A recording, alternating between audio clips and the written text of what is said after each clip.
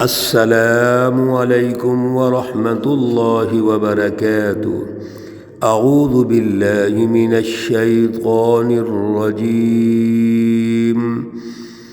بسم اللہ الرحمن الرحیم۔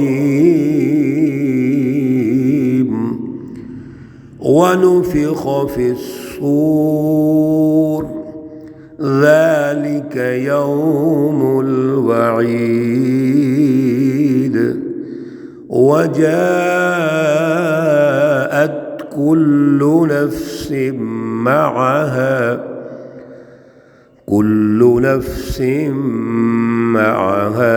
سائق وشهيد۔ صدق اللہ العلی العظیم۔ اللہم صلی علی سیدنا و مولانا محمد النبی الامی وعلی آلہ واصحابہ وبارک وسلم وصلی علیہ۔ معزز سامعین و سامعات،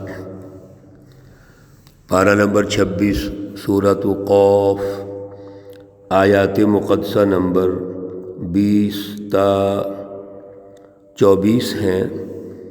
اللہ رب العزت ان آیات کا فہم اور شعور عطا فرمائے اور عمل کی توفیق عطا فرمائے۔ رمضان المبارک کا بڑا ہی بابرکت مہینہ گزر رہا ہے، دوسرا عشرہ ماشاءاللہ چل رہا ہے۔ میرے عزیزو، یہ رمضان قرآن کا مہینہ ہے، قرآن پر غور و فکر کا مہینہ ہے۔ تلاوت قرآن بھی بہت بڑی عبادت ہے، تو تلاوت کیجئے۔ اور پھر اس سے بڑی عبادت اگلی غور و فکر۔ آپ ایک لفظ پہ غور کر لیں، ایک لائن پہ کر لیں، ایک آیت مقدسہ پہ کر لیں، چند آیات پہ کریں، روزانہ غور و فکر ضرور کریں۔ ہم 2-4 آیات پر مختصر وقت میں مختصر بات چیت کرتے ہیں، اور مقصد صرف یہ ہے کہ جتنی بھی آیات ہوں ان پہ غور کریں، سوچیں اللہ کی رہنمائی کیا ہے، رسول اللہ صلی اللہ علیہ وسلم کی جد و جہد کیا ہے، پھر انبیاء کا تاریخی تسلسل ہے، اور شیطانی جماعتیں کیا ہیں ان کا تاریخی تسلسل۔ شیطانی جماعتوں نے جھوٹا اور ظالمانہ جو نظام قائم کیا ہے اس کو ختم کرنا ہے، وہ انبیاء کی جد و جہد ہے۔ رسول اللہ صلی اللہ علیہ وسلم نے یہی نظام ختم کیا، جس کا شروع آغاز سورہ مقدسہ میں بھی ہے، بل عجبوا ان جاءہم منذر۔ آپ ایک منذر ہیں، ڈرانے والے ہیں۔ کیا ڈرانے والے ہیں؟ ظلم کے نظام کے جو بھیانک نتائج ہیں اس سے ڈرانے والے ہیں۔ تو غور و فکر اصل ضروری ہے۔ یہ ضروری نہیں کہ بہت لمبا درس ہو یا لمبی آیات کا ہم ترجمہ سیکھ لیں، پڑھ لیں۔ بعض ہمارے عزیزوں کو یہ شوق ہوتا ہے، ہونا چاہیے کہ ہمیں قرآن کا ترجمہ آ جائے۔ ظاہر ہے ترجمہ آئے گا تو غور کریں گے، لیکن ہم نے اس لفظ کا جب ترجمہ اور فہم حاصل کرنا ہے میرے عزیزوں، تو ہم نے توجہ بھی تو کرنی ہے۔ ہم کہاں کھڑے ہیں؟ یہ تو نہیں کہ ترجمہ پڑھ کے سن کے سیکھ کے آگے نکل جاؤ۔ آج ہماری ذمہ داری کیا ہے؟ اللہ رب العزت نے کل کے درس میں جو رہنمائی ارشاد فرمائی، وہ انسان کو جھنجھوڑا اور الارم کیا کہ تم ہو کیا؟ ہم تمہیں پیدا کرنے والے ہیں، ہم تمہارے سینوں کے راز جانتے ہیں، جو سوچتے ہو وہ جانتے ہیں۔ پھر تمہارا ڈیٹا جمع کرنے کے لیے ہم نے 2 فرشتے مقرر کر دیے، کرامن کاتبین، دائیں اور بائیں، ہر وقت نگران ہیں تمہارے۔ اور یہ سب کچھ پیش ہونا ہے، اللہ کی بارگاہ میں جانا ہے، تو آپ غور کیوں نہیں کرتے؟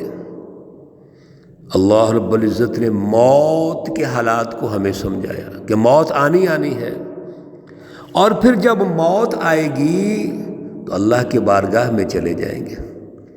اور پھر اگلا آج کے درس میں اللہ رب العزت اجتماعی طور پر یوم الدین، جزا و سزا کا دن جو مقرر فرمائیں گے، اس کا حال بیان کرتے ہیں کہ انسان غور کر، وَنُفِخَ فِي الصُّورِ، اور جب سور پھونکا جائے گا، ذَلِكَ يَوْمُ الْوَعِيدِ، اور یہ دن بڑا ڈرانے والا ہوگا۔ اللہ اکبر! جس دن سور پھونکا جائے گا اس دن حالت کیا ہوگی؟ اللہ رب العزت، یہ جو قیامت، بڑی قیامت ہوگی، تو سب اللہ کی بارگاہ میں آئیں گے، بڑا ہولناک اور سخت دن ہوگا۔ اس سے اللہ کے نبی ڈراتے رہے ہیں، رسول اللہ صلی اللہ علیہ وسلم نے ڈرایا کہ وہ دن لازمی آئے گا۔ تو یہ آگے سے کیا کہتے تھے؟ متی ھذا الوعد، وہ اللہ کا وعدہ جس سے تم ڈراتے ہو کب آئے گا؟ اللہ فرماتے ہیں ان قریب لازمی آئے گا، ضرور آئے گا۔ اور آج آ گیا، سور پھونکا گیا، اب وہ وعدہ آ گیا ہے۔ میرے عزیزو، کتنا سخت دن ہوگا، اس کی بڑی تفصیلات ہیں، قرآن مجید میں بھی، احادیث میں بھی ہے کہ وہ اتنا سخت دن ہوگا جب کہ اللہ کے نبی بھی اپنے لیے سلامتی کی درخواست کرتے ہوں گے، اللہم سلم، اللہم سلم۔ ہر نبی اپنی یا ربی نفسی، یا ربی نفسی کہتا ہوگا۔ اس دن آپ بتائیے کتنی سختی ہوگی۔ اللہ رب العزت کی اس وقت جو بالادستی ہے، کوئی دم نہیں مار سکے گا۔ وَجَاءَتْ كُلُّ نَفْسٍ مَعَهَا، اور آئے گا ہر شخص، معاہ اس کے ساتھ، سائق، ایک سائق ہوگا ہانکنے والا، وشہید، اور ایک اس کا نگران ہوگا۔ یہ جو دو فرشتے ہیں، ان میں سے ایک فرشتہ ان کو ہانک کر پیچھے سے، سائق کہتے ہیں پیچھے سے ہانکنے والا، جیسے کوئی ریوڑ جا رہا ہو بکریوں کا، کسی اور کا، تو پیچھے سے ایک ڈنڈا پکڑنے والا اور ہانکنے والا شخص موجود ہوتا ہے، ان کو چلا رہا ہوتا ہے، اور ہانک ہانک کے ان کو منزل تک پہنچاتا ہے۔ وہ جنت میں جائیں یا جہنم میں جائیں گے، پیچھے سے ہانک رہے ہوں گے۔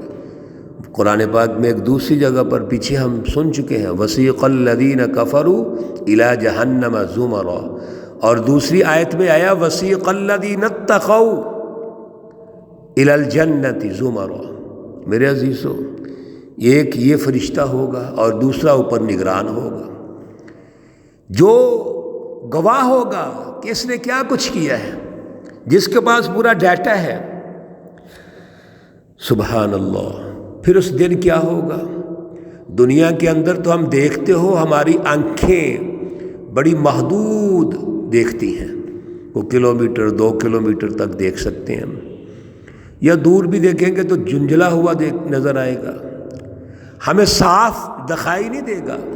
اللہ کہتے ہیں لَقَدْ كُنْتَ فِي غَفْلَةٍ مِّنْ هَٰذَا، البتہ تحقیق تو بے خبر رہا اس دن سے، فَكَشَفْنَا، ہم نے کھول دیا، عَنْكَ تجھ سے، غِطَاءَكَ، تیرا وہ پردہ اور اندھیرا، فَبَصَرُكَ الْيَوْمَ حَدِيدٌ، پس آج آپ کی جو نظر ہے، نگاہ ہے، بڑی حدید، تیز ہے۔ اس ماحول کو اللہ نے ارشاد فرمایا کہ انسان کی وہ جو دنیا کی محدود نظر تھی، اور پردے پڑتے ہیں ہمارے آنکھوں کے سامنے، ہم محدود دیکھ سکتے ہیں، اللہ نظر کو تیز کر دیں گے، اور اللہ کی جتنی مخلوق ہوگی، اربوں خربوں جتنے، سب کا نظارہ کر رہے ہوں گے، اور سب کو ان کی مشکلات میں دیکھ رہے ہوں گے۔ وَقَالَ قَرِينُهُ، اور بولا قرین، اس کا فرشتہ، ھذا ما لدی عتید، یہ ہے جو میرے پاس تھا، موجود تھا، یہ میرے پاس تھا۔ ہر شخص کے ساتھ اس کا ایک قرین ہوگا، اور وہ یہ کہے گا کہ یہ میرے پاس، میں اس کا نگران ہوں، گواہ ہوں، اور میرے پاس اس کا پورا ڈیٹا ہے، جو اللہ کے دربار میں پیش کیا جائے گا۔ بتائیے ایسے موقع پر بچاؤ کیسے ہوگا؟ ایک فرشتہ ہانک رہا ہے، ایک نگران ہے، وہ آپ کے ساتھ لگا ہوا ہے، کس طرح آپ بچیں گے؟ القیا فی جہنم، ڈال دو فی جہنم، دوزخ میں، کل کفار عنید، ہر ناشکرے کو، مخالف کو، دشمن کو، جنہوں نے دنیا میں اللہ کی اعلیٰ فلسفے کے مقابلے میں، اعلیٰ نظریات کے مقابلے میں اپنا فلسفہ دیا، ظلم کا، دشمنی کی، اور اللہ کے نبیوں کی ناشکری کی، انکار کیا، تکذیب کی۔ کذب کل کذب الرسل، اللہ کے نبیوں کو جھٹلایا، اب ان کو جہنم میں ڈال دو۔ دنیا میں عیاشیاں کی، دنیا کے اندر اپنے مافیاز کے ذریعے سے قوموں کو غلام بنایا اور ظالمانہ نظام قائم کر کے ان کے حقوق کو چھینا، وسائل پر قبضہ کیا، اور تم یہ سمجھتے تھے کہ ہم ہیں سب کچھ، حالانکہ خدا اللہ رب العزت کے وسائل ہیں، جو وسائل ہیں وہ بھی خدا کے، وہ بھی اللہ کے، پیدا بھی اللہ نے کیا، صلاحیت بھی اللہ نے دی، طاقت بھی اللہ نے دی، اور یہ متکبر ہو گئے۔